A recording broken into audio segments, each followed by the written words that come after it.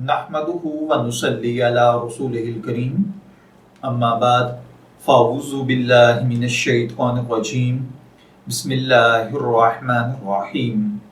अस्सलामु अलैकुम dear viewers, आपके फेवरेट इस्लामी इंफॉर्मेटिव चैनल फतवा ऑनलाइन से मैं हूँ शब्बीर अहमद। ये एक सवाल है जो कि मोहम्मद वकार साहिब ने पूछा है।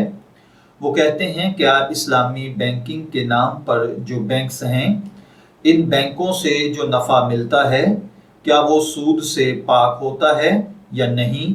मेहरबानी फरमाकर इसका जवाब बिदलील इरशाद फरमाएं और ये भी बताएं कि दूसरे इससे मना क्यों करते हैं, क्या इनका मना करना दुरुस्त है या नहीं।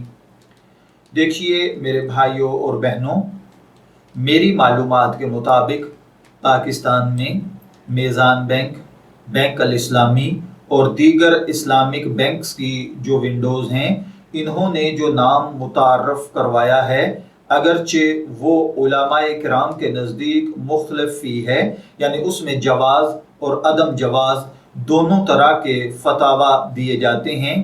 इनमें बाज़ अमली खामियां ज़रूर थीं जिनको धीरे धीरे अब कंट्रोल और कवर कर लिया गया है, लेकिन मजमूई तौर पर वो शरई उसूलों के मुताबिक हैं।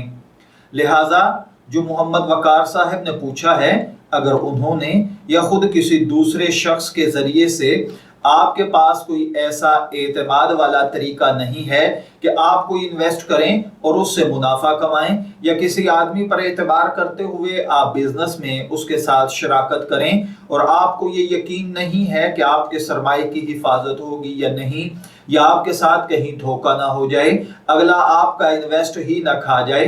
उमूमन लोगों में होता है कि इन्वेस्ट खा ली जाती है या धोखे और फ्रॉड के साथ जाली डॉक्यूमेंट्स दिखाकर घाटा जाहिर किया जाता है।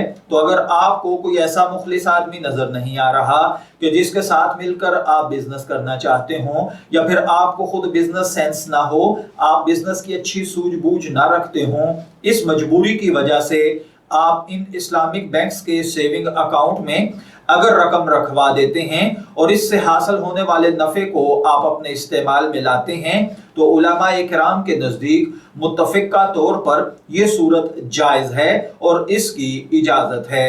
मैं दुआ गो हूं कि अल्लाह ताला हमें इन बातों को समझकर इनके मुताबिक अमल करने की तौफीक अता फरमाए। शब्बीर अहमद को इजाजत दीजिए, फिर हाजिर होंगे किसी नए टॉपिक के साथ। तब तक के लिए अल्लाह हाफिज।